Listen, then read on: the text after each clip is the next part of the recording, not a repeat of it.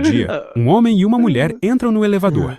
Ela aperta o número 2 e ele o número 5. Você não está aqui para doar sangue, não é? Não, estou aqui para doar esperma. Eu recebo R$ 100 por cada doação de sangue. Eu recebo R$ 1.000 por doar esperma. Passado mais ou menos um mês, os dois voltam a se encontrar no elevador.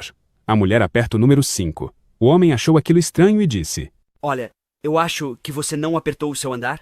Ela com a boca cheia, sem poder responder.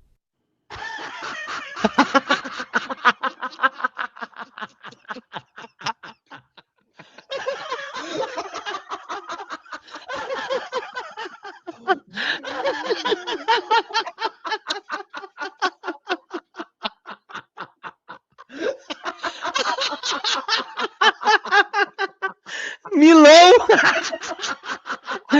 Tirar sangue é o caralho!